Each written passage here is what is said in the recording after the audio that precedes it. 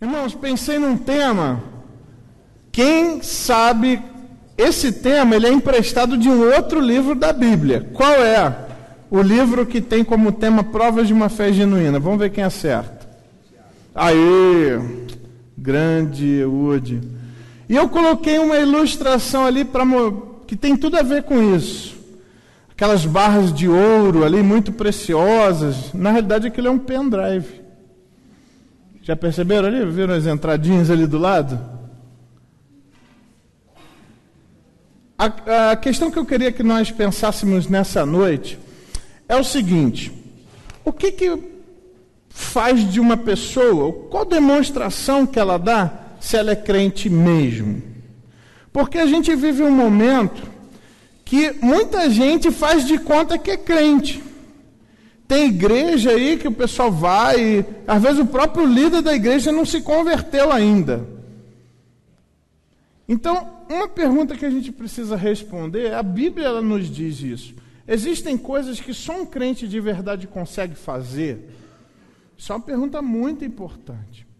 É interessante porque hoje em dia, muitas igrejas têm tentado atestar a validade da sua mensagem através de milagres.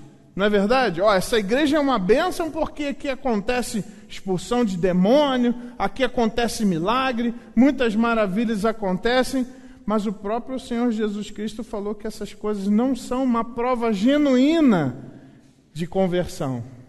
Lembra quando ele fala lá, nem todo que me diz Senhor, Senhor, entrará no reino dos céus, porque muitos naquele dia dirão Senhor, Senhor, mas em teu nome fizemos milagres, expulsamos demônios, operamos muitas maravilhas. E aí Jesus vai responder o que para eles? Nunca vos conheci, apartai-vos de mim, vós que praticais a iniquidade. Que coisa, né? Então toda essa pirotecnia, todo esse show, essa coisa toda aí, nem sempre é demonstração, é prova de uma fé genuína. Mas o livro de Efésios, ele vai nos dar informações claríssimas do que um crente de verdade consegue fazer que outras pessoas não conseguem. Qual é a atitude, o que você percebe num crente de verdade que você não percebe naquele que não é crente?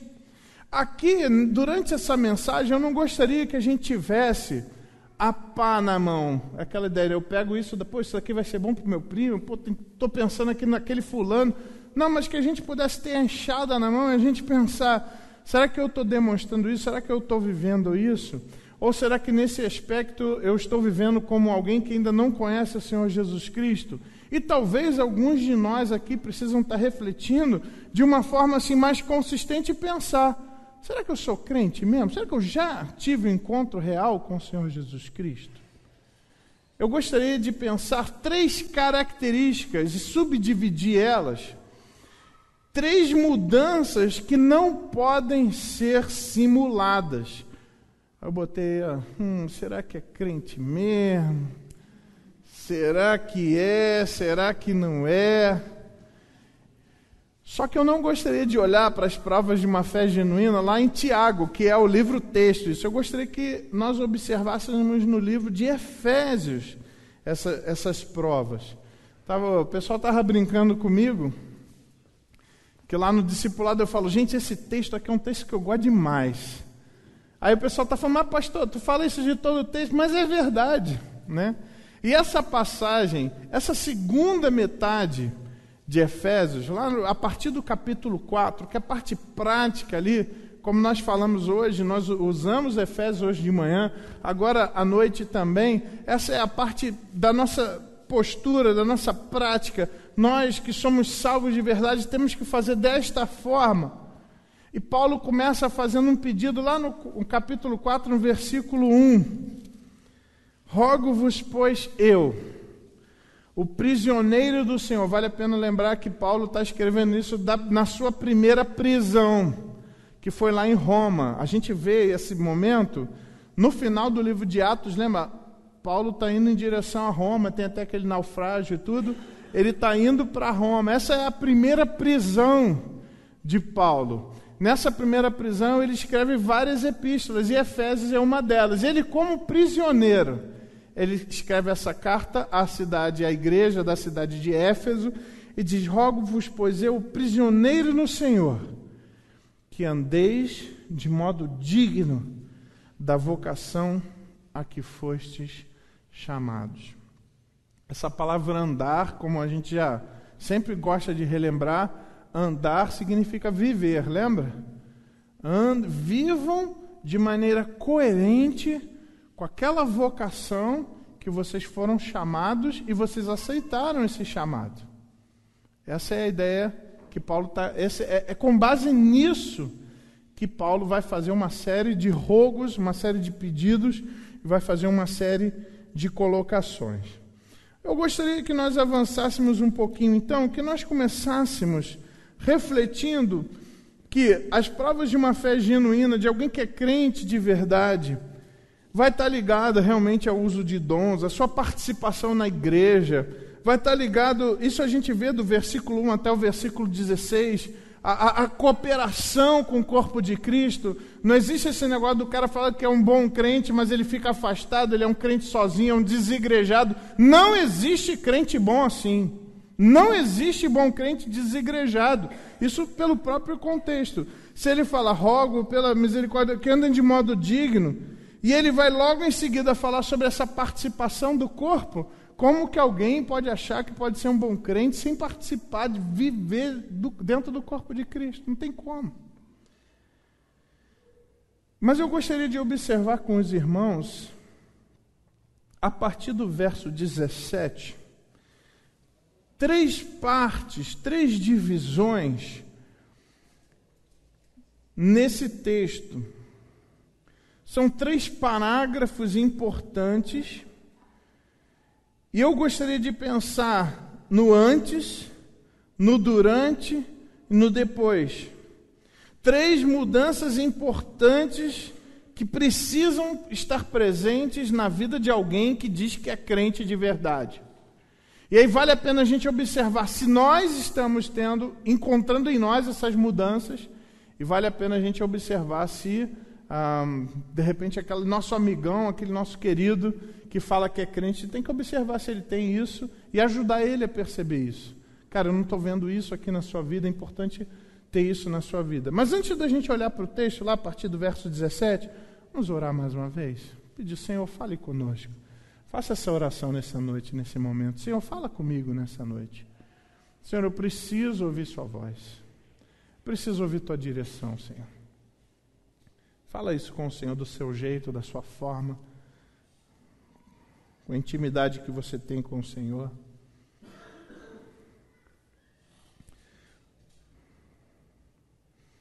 Peço que vocês orem por mim também, que eu seja usado pelo Senhor como instrumento dele.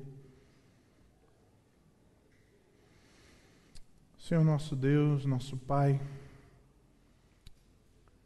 seja engrandecido o teu nome mais uma vez, Senhor, porque temos diante de nós um milagre, que é a tua palavra, preservada, traduzida, aberta diante de nós. Ó Deus, em nome de Jesus, estamos aqui por causa dela, Senhor, por causa do Senhor.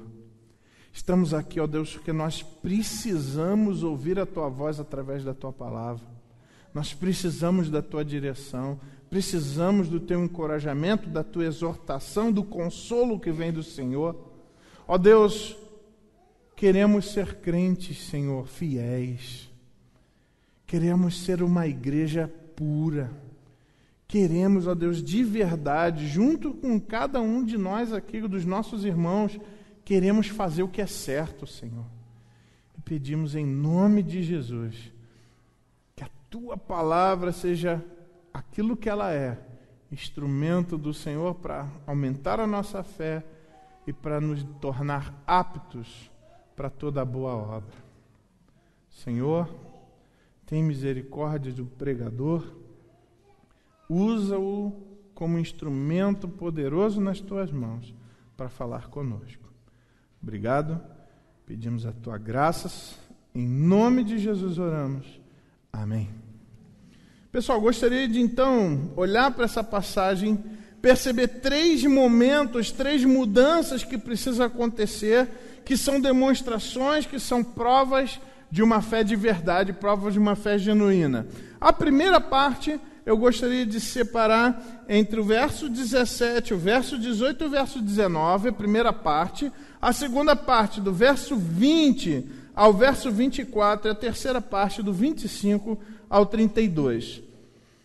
Gostaria que nós lêssemos a primeira parte, porque a primeira mudança que a gente tem que achar na nossa própria vida, a primeira mudança que a gente precisa observar na vida do nosso irmão, é uma mudança dessa maneira, da forma de pensar.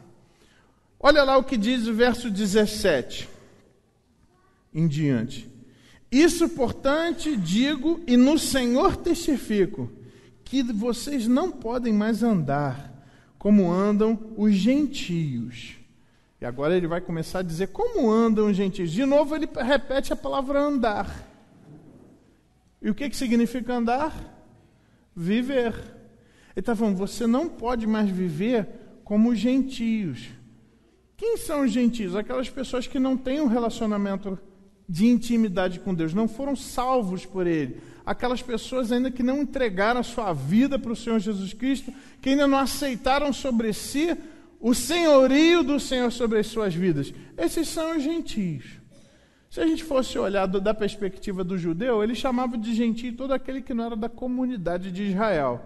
Mas no Novo Testamento, gentio é toda aquela pessoa que não tem um pacto com o Senhor Jesus Cristo. Basicamente é isso. E ele está falando que nós não podemos andar como os gentios. Como que os gentios andam? Ou seja, como eles vivem? Eu percebo no texto aqui 8 características que é a forma deles viverem, que eu e você nós não podemos encontrar na nossa vida. Vamos olhar aqui então para o texto, vamos lá. Pode colocar para mim, Rod, as 8 características.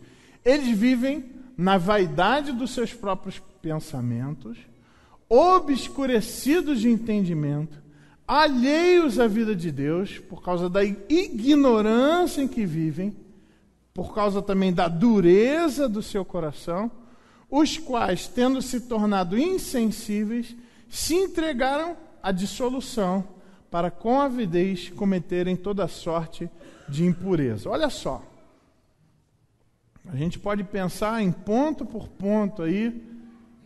Primeiro, na vaidade dos seus próprios pensamentos.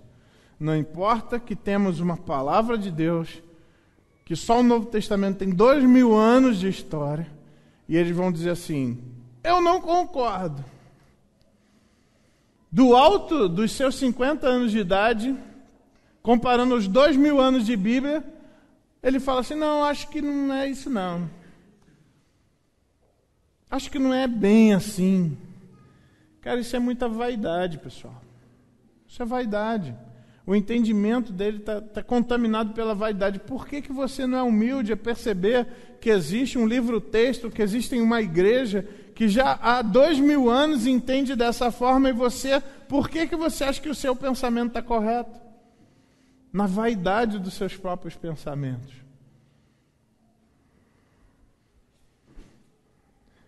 Tantos milagres, tantos fatos, tantas provas incontestáveis da verdade das Escrituras, da verdade do Evangelho, e tem gente que diz assim, do alto da sua experiência, eu não acho dessa forma.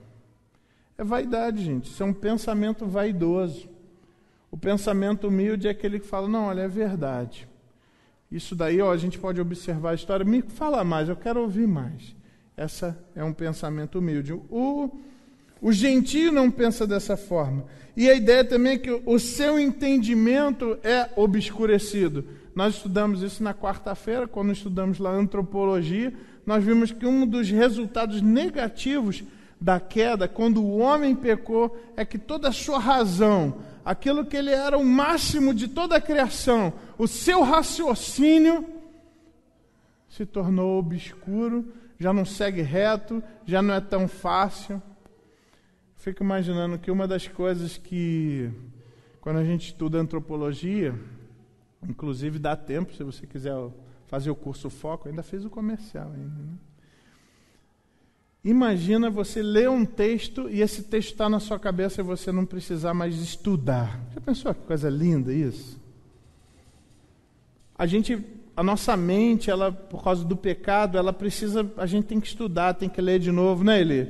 Lê, relê, volta lá, o que é que está dizendo e tal. Mas imagina o gentio que não tem o Espírito Santo de Deus, que traz luz ao entendimento, ele continua sendo um entendimento, a ponto de, aquilo que a Bíblia diz, as coisas de Deus se tornam loucura para quem não é de Deus. Porque só faz sentido para nós porque nós as discernimos espiritualmente, porque nós temos a mente de Cristo. Mas os gentios, o seu entendimento é obscurecido e por causa disso estão alheios à vida de Deus. Essa ideia de alheios à vida de Deus, isso é um perigo para nós. Que nesse ponto a nossa disposição mental pode ser muito parecida com de um gentio, que é o que Deus está operando no mundo, irmãos. O nosso Deus é um Deus que está em missão. O nosso Deus tem um projeto para a humanidade. O nosso Deus quer salvar as pessoas e muitas pessoas estão alheias a isso. Eu percebo aqui na igreja, muitas pessoas vêm na igreja porque a mãe manda. Esse cara não entendeu ainda, cara. Essa menina não entendeu ainda. Isso é uma alienação. Você está alheio ao que está acontecendo. Agora, nesse exato momento, tem um monte de gente indo para o inferno, cara. Deus, nesse exato momento, está dando livramento para um monte de gente da sua igreja que é perseguida pelo mundo. Meus irmãos, eu já falei sobre isso. Mas muitas dessas pessoas estão um negócio aí falando sobre os refugiados aí da África. Vocês já ouviram? Muitos desses refugiados, especialmente refugiados do Sudão, são cristãos, pessoal, que estão fugindo, não é por causa da fome, não, pessoal. Estão fugindo por causa da sua religião, porque os muçulmanos estão matando os cristãos lá e tem gente que não está nem aí, cara. Por isso que eu acho que alguns cristãos podem ser muito parecidos com os gentios nessa alienação ao que Deus está fazendo, a alienação à vida que Deus está dando. O cristão, ele não pode ser alienado ao que Deus está fazendo na terra. O cristão, ele é participante da vida de Deus. O cristão, ele é participante desse nosso Deus que tem uma missão, que está em missão. O cristão, ele faz parte dessa missão. O gentio, ele vai vivendo assim. Deus está querendo ele, Deus está fazendo de tudo para convidar ele e continua vivendo a sua vidinha. Irmãos, o que nós estaríamos fazendo nesse exato momento se não fosse Deus? Nós faríamos aquilo que todo mundo está fazendo lá fora. Não é? Fico pensando, na sexta-feira nós tivemos uma reunião extremamente edificante, que foi lá em casa, o churrasco de ferramentas do nosso irmão Alexandre. Gente, teve ali a parte ali da alimentação, foi uma bênção, né? Foi uma coisa bem feita, você via o carinho, mas ali a comunhão ali das pessoas ali. Uma coisa que eu tenho ficado muito feliz é que cada churrasco de ferramentas os conselhos se tornam melhores. Mais gente leva lá a Biblinha, nem que seja no celular, para dar um conselho bíblico. Olha, eu quero te dar um conselho, mas eu quero ressaltar esse ponto aqui das Escrituras. Isso é muito legal, pessoal. E uma pessoa que estava visitando a gente falou, eu nunca saí de um churrasco sóbrio. Esse é o primeiro. Pô, que benção. Se não fosse Deus, a alienação é tanta que a gente ia fazer tanta bobagem, né, pessoal? A gente ia fazer tanta bobagem. O crente não é alheio, não pode ser. O crente de verdade não pode ser alheio ao que Deus está fazendo, a vida dele, a existência do Senhor, o que ele está operando, o que ele está fazendo. O gentio, ele é alheio ao que Deus está fazendo. Nosso Deus tem um projeto de vida, nosso Deus tem princípios, nosso Deus tem uma ética, nosso Deus tem uma missão para cada um, das quais Deus já preparou de antemão para que nós andássemos nela, mas o cara que é gentil, eu vou viver a minha vida. Eu quero a minha missão, o meu interesse, as minhas bênçãos, eu quero isso.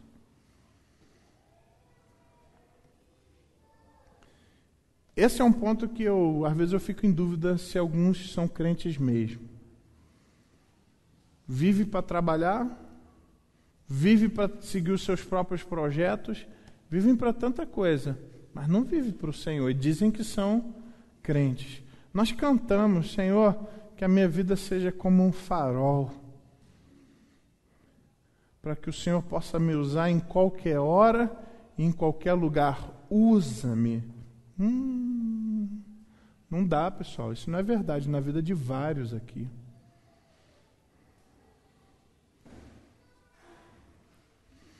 Alheios à vida de Deus por causa dessa ignorância que vivem.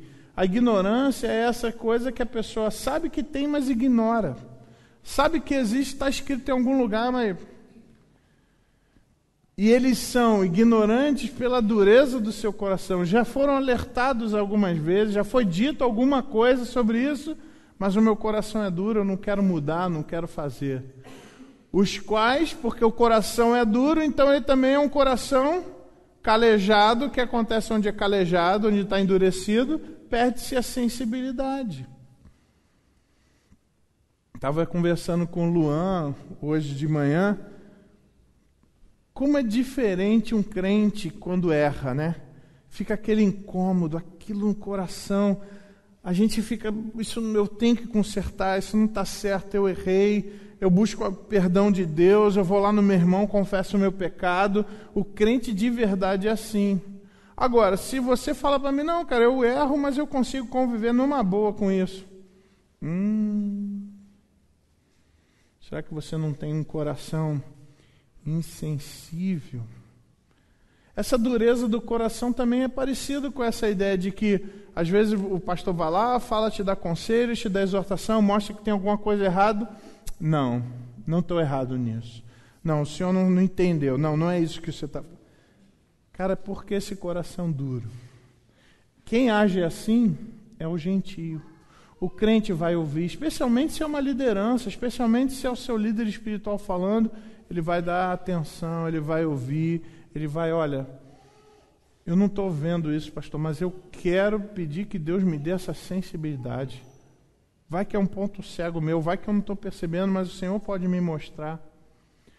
Mas essa ignorância que gera essa dureza, se tornam insensíveis e por causa da insensibilidade se entregam à dissolução. Ou seja, não sei se está errado, não estou sentindo doer, então continuo fazendo. E aí, por causa de toda essa sequência de coisas, quando eu leio isso, eu imagino uma escada com degraus descendo, né? E eu chego nesse último ponto, porque o meu coração, porque eu sou ignorante, o meu coração é insensível, ele é duro e por isso é insensível, então eu estou disposto a fazer o que é errado, a cometer dissolução e também de cometer toda sorte de impureza. É interessante que ele está dizendo como que ele comete toda sorte de impureza. Com avidez. O que é avidez? Ontem eu fui levar a Laura de volta para a casa da avó dela. E a Bianca, obrigado. Fui levar a Bianca lá para a casa da avó dela e a gente estava passando em frente de um... sei lá o nome daquilo, um boteco, uma balada, sei lá. Não sei quem saiu ontem à noite, o pessoal falou que estava frio. Estava frio ontem à noite? Cara, para algumas meninas não estava. E elas estavam com avidez indo naquela direção daquela porta e os rapazes atrás dela mais ainda. Tem coisa, pessoal, que você percebe essa avidez do pessoal querer fazer o errado, mas quer fazer com gosto mesmo, quer fazer com força mesmo. O crente não pode viver dessa forma. Isso é jeito de gentio, pessoal. Isso não é jeito de crente. Eu estou falando desse pecado da imoralidade, mas o pecado da fofoca, doido para encontrar aquela amiga para contar as últimas novidades ou para ouvir as últimas novidades, até mesmo porque fofoqueiro não é só quem fala, né? Mas é também quem ouve. Também é fofoqueiro. Primeira mudança, então, gente, é essa mudança na forma de pensar, essa mudança nessa forma de viver, essa mudança dessa descendente escura de pecado. Um crente de verdade não pode viver dessa forma. E aí talvez valha a pena você fazer aí uma autoanálise e pensar em alguma dessas áreas. Será que eu estou errando? E talvez você pensar, será que você é crente mesmo, de verdade? Essa é a primeira parte. A segunda parte tem a ver com mudanças espirituais, que estão lá do verso 20 ao verso 24. Põe para mim, Rod, por favor. Vamos ler todo mundo junto esse slide? Pode pôr o slide todo, Rod? Isso, vamos ler todo mundo junto? Vamos lá? Mas não foi assim que aprendestes a Cristo, se é que de fato tendes ouvido e nele fostes instruído, segundo é a verdade em Jesus. No sentido de que, quanto ao trato passado, vos despojeis do velho homem, que se corrompe segundo as concupiscências do engano, e vos renoveis no espírito do vosso entendimento, e vos revistais do novo homem, criado segundo Deus, em justiça e retidão procedentes da verdade. Eu vejo essa mudança, uma mudança interna. Tudo aí está sendo interno. Tudo é interno. E é interessante que Paulo mesmo colocou, se é que vocês são crentes mesmo. Se é que vocês entenderam. Eu acho incrível isso, 2000 anos depois, como essa passagem é atual, é importante, e essa pergunta ela continua valendo para nós, para a nossa audiência. Se essa carta fosse escrita não aos Efésios, mas aos serranegrenses, seria importante para nós essa pergunta. Não foi assim que aprendestes de Cristo. Aqui é interessante, porque ele não está falando de uma coisa que eu não fiz ainda, mas ele está falando de alguma coisa que eu já comecei a fazer. Alguma coisa uma ação que já foi realizada. Ele diz o quê? Uma transformação em 3 estágios. Primeiro estágio, no sentido de que, quanto ao trato passado, primeiro verbo, despojar.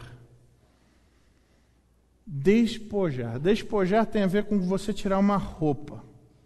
Nesse caso, uma roupa suja. Você tem que se despojar daquilo. Tem que pegar aquela capa e jogar fora aquilo. Você tem que se despojar. É legal, lembra? Qual que é a palavra que tem que ter no evangelismo? Qual que é a palavra que tem que ter no nosso evangelismo?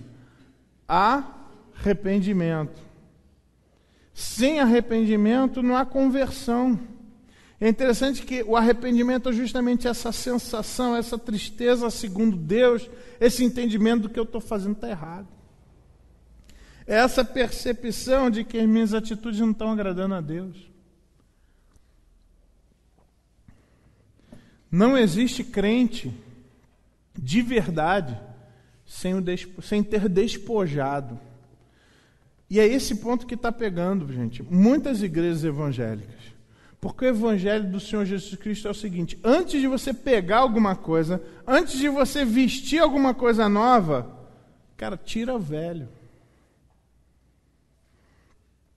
Antes de você querer que Deus faça alguma coisa nova na sua vida, cara, joga fora essas coisas velhas aí.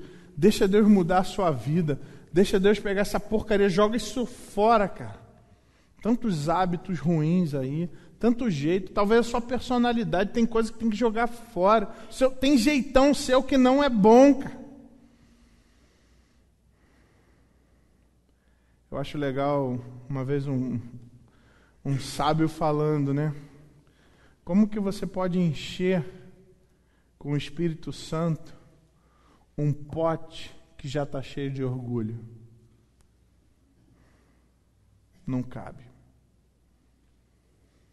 Para que o Espírito Santo possa agir completamente na sua vida, você tem que esvaziar desse vaso de barro, tem que esvaziar o orgulho, a vaidade. Essa é a ideia do que a gente viu. A primeira atitude, eles vivem na vaidade dos seus pensamentos. Se eu não estiver disposto a deixar Deus, se eu não estiver disposto assim, eu abro mão dessas convicções mundanas, eu abro mão dessa ética mundana, eu abro mão desses meus amigos mundanos, eu abro mão desse meu jeitão mundano de ser. Se eu não estiver disposto a fazer isso, a gente não tem conversão, pessoal. Porque você não vai conseguir fazer a segunda parte ali. E vos renoveis no espírito do vosso entendimento. Se eu não estou disposto a abrir mão das ideias antigas, como que eu vou adquirir ideias novas?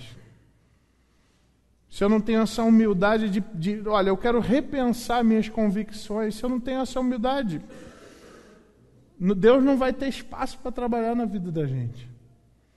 Essa transformação espiritual, ela está ligada com o primeiro ato. Eu preciso despojar. O primeiro verbo é despojar. Qual que é o primeiro verbo? Despojar. E o segundo verbo é renovar. Qual que é o primeiro verbo? Despojar. Qual que é o segundo verbo? Renovar. Renovar nossa mente. Tem conceitos, pessoal, que a gente tem que mudar. A gente não pode ter aquele complexo de Gabriela. Eu nasci assim e vou morrer assim. Não pode ter isso. Ou aquela ideia mundana, o pau que nasce torto nunca se endireita, mas Jesus é carpinteiro, ele dá um jeito. Mas se a gente não estiver disposto a adquirir novas ideias que venham do Senhor, novos jeitos, novas soluções, novas saídas, se eu não estiver disposto a buscar essas coisas novas, a gente não vai conseguir ter mudança. A gente não vai conseguir renovar nosso entendimento. E o Senhor, Ele quer produzir essa mudança, essa renovação na nossa vida, pessoal. Deus está querendo fazer isso em nós. Primeira palavra é despojar, segunda palavra é renovar e a terceira palavra é revestir. Deixa Deus criar um novo Charles, deixa Deus criar um novo Chico, nova Tânia, nova Roseli. Deixa Deus fazer um novo Kleber, uma nova Adriana. Deixa Deus fazer um novo homem em você. E detalhe aqui, é interessante que o tempo verbal é que Deus já fez isso. Se você é crente mesmo, Ele já fez isso. Mas joga fora aquele velho homem que se corrompe segundo as concupiscências do engano. Esse cara está se destruindo, enganado, achando que está fazendo coisa certa. Cara, abandona esse cara. Sabe aquele velho Charles? Deixa ele lá na cruz morrendo lá. Mortificando a carne. Deixa lá, deixa sua mente ser renovada e deixa um novo homem criado segundo Deus, que é criado em justiça e retidão, que tem como procedência a verdade. Você vê aí a diferença entre o verso 22 e o verso 24, que é destruído pela concupiscência do engano, e outro que é recriado pelo que vem da verdade. Percebe o contraste? Um é destruído pelo engano, outro é criado pela verdade. A Bíblia diz que isso já aconteceu com o crente. Isso não é para você fazer. Não, isso já aconteceu. Só que você precisa estar vivendo isso. Você está praticando isso. Esses três verbos precisam ser ativos em você diariamente. Despojar, renovar, revestir. Despojar, renovar, revestir. despojar, renovar, revestir. Vamos lá? Despojar, renovar, revestir. Despojar, renovar, revestir. Despojar, renovar, revestir. E assim a gente tem que viver. É assim que Deus vai fazendo essa obra na vida da gente. E essa mudança desse estado que a gente tinha antes, com isso que Deus já fez no presente e está realizando, essa mudança ela tem que ser uma mudança, tem que ser uma transformação dentro dos nossos hábitos. E é interessante que a partir do verso 25, ele vai estar mostrando essas mudanças práticas até o fim do capítulo 6. Ele vai estar mostrando como que essa pessoa que abandonou aquele jeito gentio de ser, como que essa pessoa que já despojou, renovou, revestiu, como então ela vai agir? E é interessante que do verso, eu quis usar como ilustração, do verso 25 até o verso 32, porque ele vai falar aquilo que você tem que despojar e aquilo que você tem que revestir. Então, por exemplo, você vai ver lá no verso 25, por isso, despojar o quê? O que tem que despojar? Deixando a mentira, porque nós somos membros um dos outros, essa é a mudança da mente que a gente tem que ter, eu preciso revestir o quê? Fale cada um de vós a verdade. Percebeu a dinâmica? Perceberam a dinâmica? Ou seja, isso que aconteceu tem que ser traduzido de forma prática na sua ética, no jeito de ser, com a sua vida, com as pessoas. Eu gosto demais daquela ilustração do jovem que participou de um retiro espiritual e chegou em casa comprometido com o Senhor, que ele queria ser um crente melhor. E lá de manhã ele faz a devocional dele, querendo que Deus desenvolvesse o fruto do Espírito na vida dele, e ele pede: Senhor, eu preciso ser mais paciente. Senhor, me dá mais paciência. Senhor, eu quero ser paciente. Senhor, é paciência que eu preciso. Senhor, eu preciso de paciência. Nisso, enquanto ele está orando, o irmão dele está colocando um balde de água na porta. Quando ele sair, adivinha o que acontece? Já viu esse tipo de brincadeira que alguns irmãos fazem com os outros? Essa benção, né? Está trabalhando realmente a paciência. Deus está falando: calma, filho, já vou te responder já. Porque é muito fácil ser paciente ali, ó, dentro do quarto. Tu vai começar a usar ela quando tu sair e encontrar com teu irmão. Perceberam? É isso que Deus está mostrando para nós, que essa transformação, ela precisa ser demonstrada a gente na nossa atitude. Precisa ser demonstrada de forma prática. O mundo já está cansado de crente teórico. O mundo já tá cansado de crente que fala um negócio e vive outra. O pessoal de Serra Negra já está por aqui. Esses crentes que fazem um monte de barulho, mas na realidade não produz bênção nenhuma na vida de ninguém. Só vem aqui pedir. Ele vai, nesses textos, é interessante como ele faz essa dinâmica de forma tão precisa.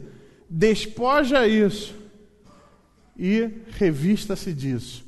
Despoja, deixa a mentira. Revista do fala a verdade. Despoja, irai-vos, se revista, não pequem. E não deixe o sol se pôr sobre a sua ira, nem deis lugar ao diabo. Está vendo? Interessante? É muito prático, pessoal.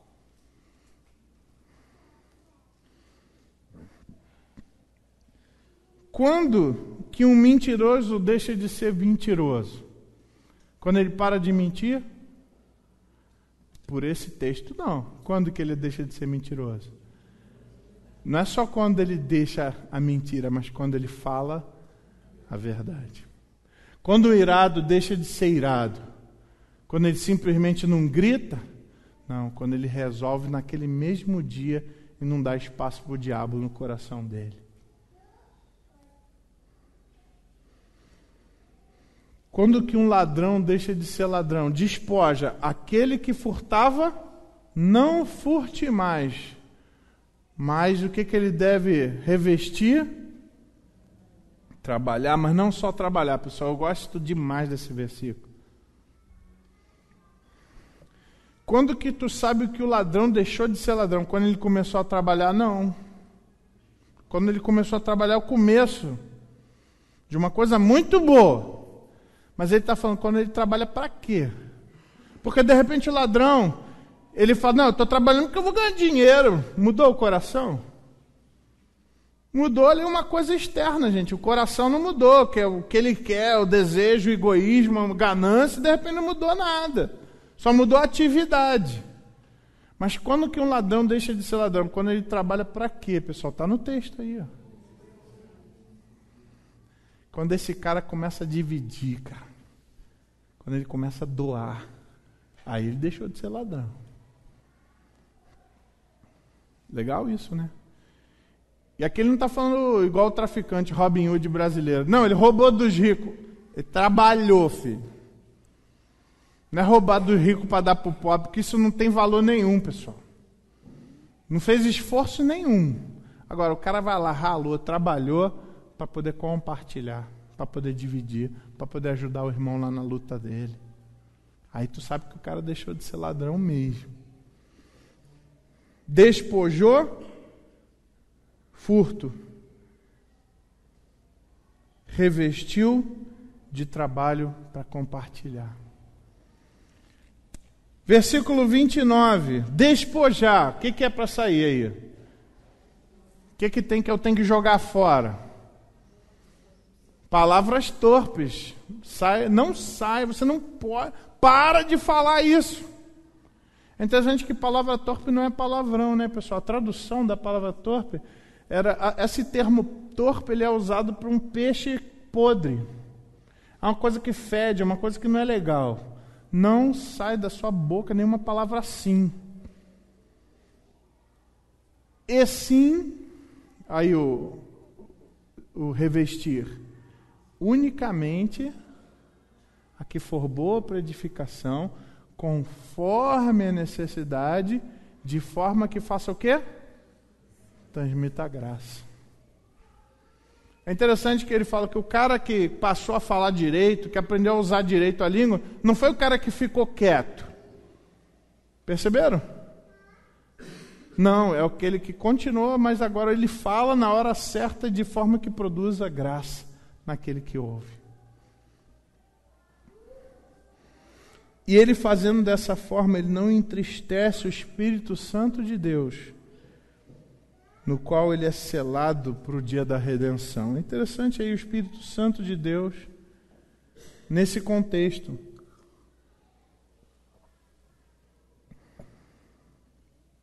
E aí o último exemplo que ele está dando nessa passagem,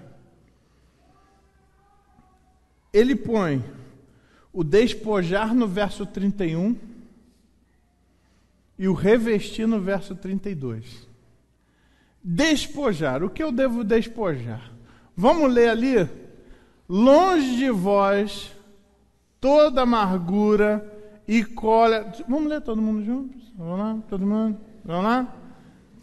Longe de vós. Agora sim. Toda amargura e cólera e ira e gritaria e blasfêmias e bem assim toda malícia. Eu gosto demais desse texto, sabe por quê? Porque ele está falando assim, ó, olha, eu não fiquei irado com ele não, só fiquei um pouquinho chateado. Cara, não é, já ficou amargurado, só que só um pouquinho. Entenderam? Aqui ele não, é interessante que parece longe de vós, toda amargura. Aí cresce um pouquinho. Cólera. Ira, gritaria, aí blasfêmia, já está xingando o outro, e aí daqui a pouco já está fazendo maldade com o outro. Percebe o crescimento da coisa? Longe de vós, mas começou onde? Lá naquele, eu fiquei chateadinho só, não gostei muito. Cara, a ira não é para estar em nenhum tamanho no seu coração. A cólera, a ira, a gritaria, a blasfêmia, não é para estar amargura de forma nenhuma. Isso você tem que jogar fora, despoja, tira isso de você. A forma como você fala com seu marido, na hora que ele fala alguma coisa ou faz alguma coisa que você não gostou. Cara, cuidado. Esposo, a forma como você trata a sua esposa. É incrível como essas coisas daqui a pouco já está dentro do lar e um já está soltando farpa para o outro. Cara, longe de vós isso. Tira isso, despoja isso, joga essa roupa suja fora. Longe de vós isso. Mas, ao invés disso, como que a gente tem que ser? Vamos ler lá o... Antes, sede uns para com os outros, benignos, compassivos, perdoando-vos uns aos outros, como também Deus em Cristo vos perdoou. Ai, como dói. Sabe por quê? Quando me mostraram esse versículo pela primeira vez, eu percebi que muitas igrejas têm aquele perdão de 1,99 que já vem quebrado. Porque ele está falando, eu preciso ser benigno e compassivo. E aí, existe um verbo no gerúndio. Lembra a ideia do verbo no gerúndio? O verbo no gerúndio, ele vai estar modificando, vai estar explicando como é que eu faço aquilo. Gosto daquele exemplo. O verbo principal, Genival entrou na igreja. Aí eu vou usar um verbo no gerúndio que vai modificar como ele entrou na igreja. Genival entrou na igreja gritando. Eu não consigo imaginar isso, é só um exemplo mesmo. Homem manso desse. Genival entrou na igreja gritando. Como que ele entrou na igreja? Isso, só para ver se vocês estão comigo. Jóia. Agora eu vou mudar o verbo no gerúndio. Genival entrou na igreja sorrindo. Como ele entrou na igreja agora? Não é mais gritando, sorrindo. Como eu vou ser benigno e compassivo? Perdoando. Pelo menos uma pessoa entendeu. Perdoando, pessoal. O gerúndio está explicando como eu faço, como eu cumpro isso. Como que eu posso ser benigno com meu irmão, compassivo com ele? Perdoando ele. E agora é que me quebra. Porque ele vai falar que tipo de perdão que eu tenho que dar para o meu irmão. É aquele perdão que é o seguinte, olha, eu perdoo você, mas não quero ficar com você. Não é assim que o texto está falando? Olha, eu te perdoo, mas você fica lá e eu e aqui a gente se ama assim, tá bom? É esse perdão que está no texto. Ele fala, perdoando-vos uns aos outros, aí agora que dói.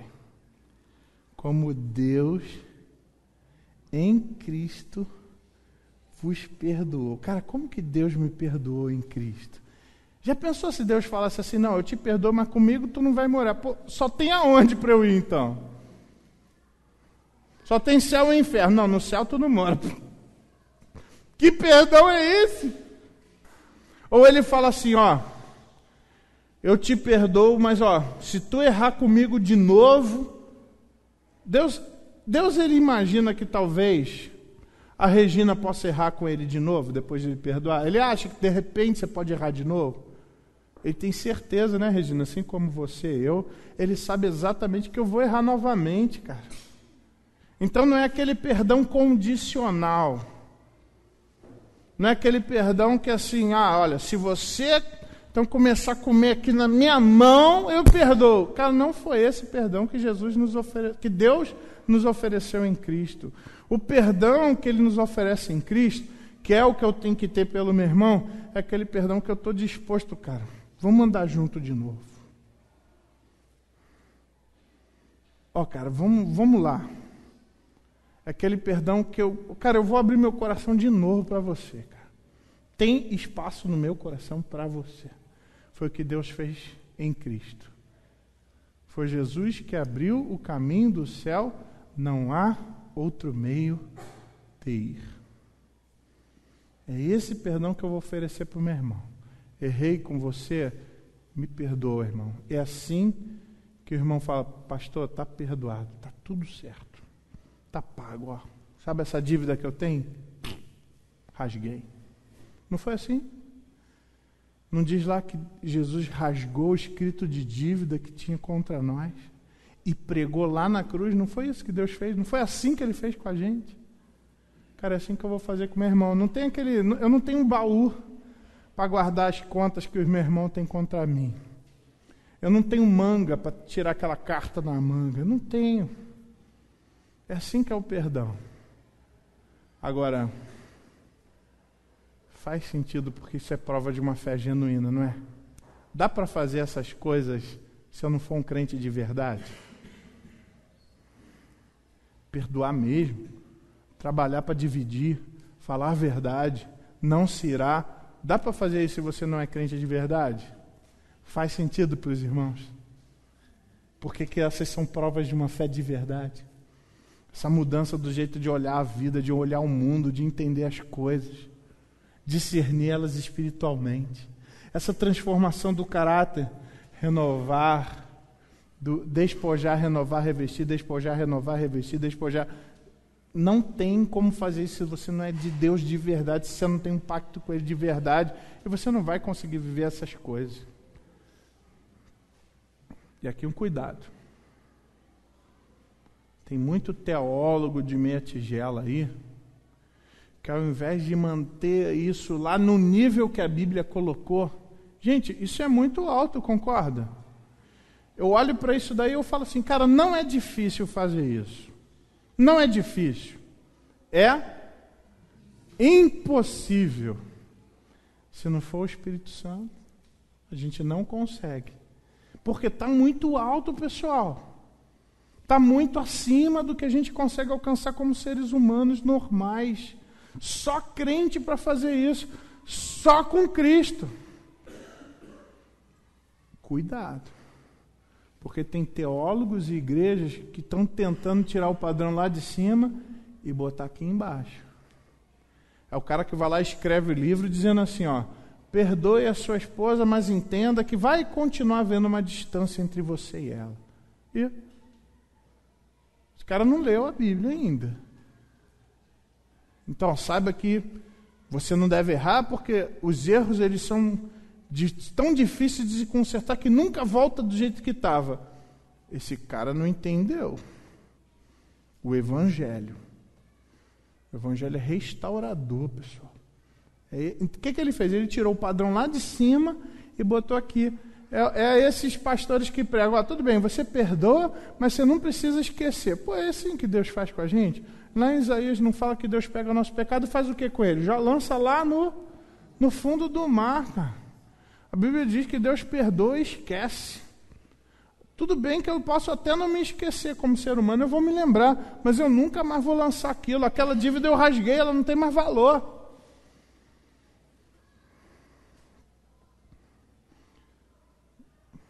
É inalcançável, pessoal. Isso é uma demonstração de um crente de verdade. O crente de verdade, só pegando esse texto aqui, pessoal, só esses versículos aqui para ilustrar. Ele fala a verdade, ele não vive se irando, ele não rouba as coisas dos outros, ele fala de forma responsável, ele não entristece o espírito, ele não vive em amargura, mas ele perdoa. Gente, só crente consegue fazer isso aqui. E aí se você fala assim no seu coração, com muita honestidade, irmãos, fala assim, mas pastor, eu realmente não consigo. Aí eu vou falar com muito amor, então realmente você não é crente. Você precisa ter um pacto com o Senhor Jesus Cristo, que Deus vai te dar o Espírito Santo dele, que vai te dar capacidade para fazer essas coisas.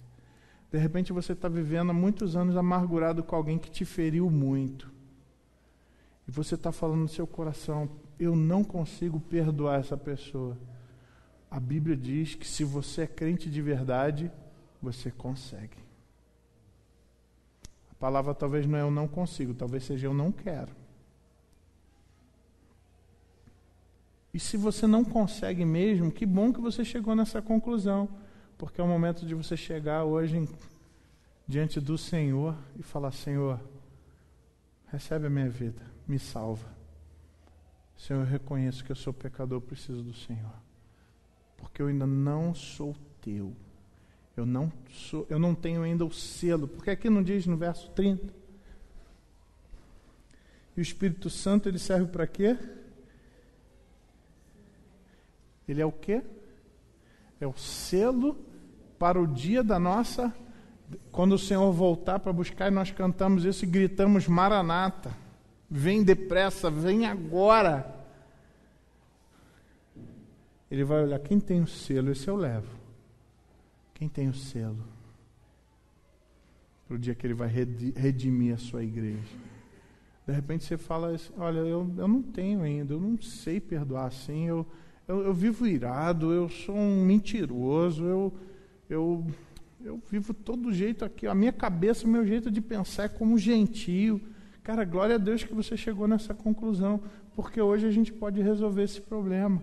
É só você entregar sua vida para o Senhor Jesus Cristo, aceitar o sacrifício dele na cruz pela tua vida, porque ele pode mudar a tua forma de pensar, a tua forma de agir, ele pode renovar sua mente, ele te ajuda a despojar daquelas coisas ruins do velho homem, te ajuda a se revestir do novo homem, criado em justiça e retidão procedente da verdade.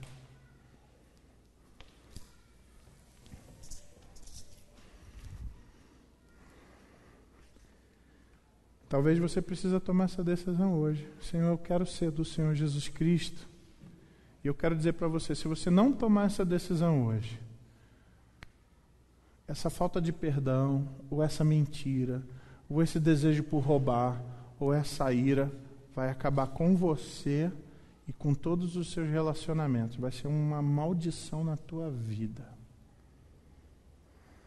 Mas se você deixar o Senhor transformar a sua vida, além de ter o benefício de não fazer esse monte de erro, você vai ter a oportunidade de viver essa vida de corpo tão legal, tão importante, tão prazerosa. E você vai poder cumprir coisas que os seres humanos normais não conseguem.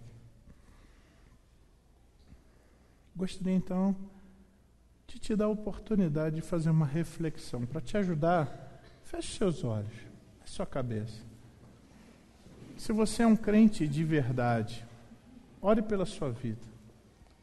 Se você ainda não é crente, eu quero desafiar você a tomar uma decisão, entregar o seu coração para o Senhor Jesus Cristo, entregar a sua vida e deixar Ele transformar, reconhecer. Entregar a sua vida para o Senhor Jesus Cristo, você pode fazer através de uma oração. Quero sugerir uma oração, se você quiser fazer, entregar a sua vida agora, faz uma oração dessa forma, silenciosamente. Senhor Jesus, eu entendi que sou um pecador e que preciso do Senhor. Eu peço perdão pelo meu pecado e eu reconheço o sacrifício do Senhor na cruz em meu favor e no meu lugar. Senhor, eu te recebo como meu Salvador. Peço que o Senhor mude a minha vida, entre na minha existência. Eu declaro que a partir de hoje o Senhor é o meu Senhor. E eu peço que o Senhor me faça o tipo de pessoa que o Senhor quer que eu seja. Me dê o teu Santo Espírito. Me ajuda a cumprir a tua palavra. Eu peço em nome de Jesus. Amém. A igreja continua orando por você. Se você, nessa noite, fez essa oração, entregando sua vida ao Senhor Jesus Cristo, eu gostaria de orar por você. Eu vou pedir para que você levante uma das suas mãos, dizendo: olha, eu fiz essa oração, eu quero orar por você, olha, eu me entreguei hoje. Alguém tomou essa decisão? Amém, glória a Deus. Mais alguém? Amém, glória a Deus, amém. Glória a Deus, amém, glória a Deus. Mais alguém que eu não vi ainda? Fez, amém, glória a Deus, glória a Deus. Glória a Deus, irmão, que bom. Mais alguém tomou essa decisão, fez essa oração, entregando a vida ao Senhor Jesus Cristo? Mais alguém? Eu quero orar por você. Glória a Deus, lá atrás, eu vi. Mais alguém? Quer tomar? Olha, eu quero me entregar de verdade para o Senhor Jesus Cristo. Eu quero fazer isso sério hoje. Mais alguém fez essa oração? Amém. Glória a Deus. Mais alguém? Quero orar por você. Não deixa passar a oportunidade. Nós não sabemos do dia de amanhã. Mais alguém? A igreja está orando por você. Muitas vezes é uma luta esse momento, essa decisão. Alguém que gostaria? Mais alguém? Glória a Deus. Glória a Deus. Mais alguém quer entregar a vida para o Senhor Jesus Cristo de verdade? quer ser um servo dele? Mais alguém? Vamos orar? Senhor Jesus, Senhor nosso Deus, nosso Pai, Pai do nosso Senhor Jesus Cristo, Senhor, seja engrandecido o Teu nome, Senhor. Ó Deus, Tu contemplaste essas mãos que foram levantadas, esses queridos que tomaram essa decisão, Tu contemplaste as orações que foram feitas. Ó Deus, como a Tua palavra nos promete, ó Deus, concede, Senhor, o Teu poder para aqueles que foram sinceros nessa oração. Salva aquelas pessoas que realmente desejaram isso. Senhor, renova a vida deles. Senhor, concede o Teu Santo Espírito e dá poder para eles experimentarem essas mudanças, Senhor. Ó Deus, abençoa agora a fase de crescimento de cada servo Teu que nessa noite tomou essa decisão. Pedimos a Tua ajuda nessa direção. Escreve o nome deles no livro da vida. Fazemos essa oração em nome de Jesus. Amém. Eu peço que você continue mais um instantezinho de reflexão. Eu quero desafiar aqueles que já são salvos no Senhor Jesus. Talvez você percebeu que existe alguma área dessas que você tem vivido como gentio, mas hoje você diante do Senhor quer tomar uma decisão de mudança. Senhor, eu não quero mais viver daquele jeito, eu não quero mais ter o meu raciocínio obscurecido, eu quero viver na luz da Tua palavra, eu quero cumprir isso aqui que a Tua palavra me ensina, eu quero fazer isso hoje. Se você tem esse desejo, fique de pé onde você está. Nós vamos orar juntos, vamos orar pela nossa vida, vamos orar por nós. Senhor, eu quero isso, eu quero viver do jeito certo a partir de hoje. Talvez você já tomou essa decisão antes, mas hoje eu quero renovar esse desejo, eu quero renovar essa vontade. Vamos orar. Senhor, em nome de Jesus, ajuda o Teu povo que quer mudança. Ajuda o Teu povo que hoje toma uma decisão de permitir que o Senhor faça mudanças estruturais profundas no coração de cada servo Teu aqui. Ó Deus, ensina-nos a andar conforme a Tua palavra, que possamos viver do jeito que Te agrada. Ó Deus, abençoa Teu povo nessa noite. Contempla esses que estão decidindo. E que a graça do nosso Senhor Jesus Cristo, o Teu amor, as consolações do Teu Santo Espírito sejam com todos nós, com todo o Teu povo espalhado pela face da terra, hoje e para todo sempre, em nome de Jesus. Amém. Podem sentar, irmãos. Irmãos, nós estamos encerrando nosso programa. Estejam orando também, porque nós estamos começando aí um projeto de produzir DVDs e CDs com as mensagens. De repente você gostaria de presentear alguém. Então a gente está começando aí a bolar isso. A gente quer fazer assim por um preço bem simbólico, só para você pagar a mídia, basicamente. Mas eu queria desde já agradecer o pessoal que também está nos assistindo pela internet. Nós sabemos que temos irmãos de muito longe assistindo a gente. Orem também por nós, porque a gente está chegando no limite o limite de computadores que ficam online. Nós só temos a oportunidade de ter 20 computadores online, nós já tivemos 16, então isso ao mesmo tempo, então estamos chegando no nosso limite. Então, glória a Deus por isso. Quero agradecer também os nossos visitantes que estão aqui, é um prazer muito grande tê-los aqui conosco. Para os visitantes que estão pela primeira vez, se você não recebeu, tem um ticketzinho, porque lá diz para você que você tem um vale lanche. É só uma desculpa, porque a gente quer ficar um pouco mais de tempo com vocês, tá bom? E como oração silenciosa, nós estamos encerrados. Deus abençoe, uma semana de vitória para todos.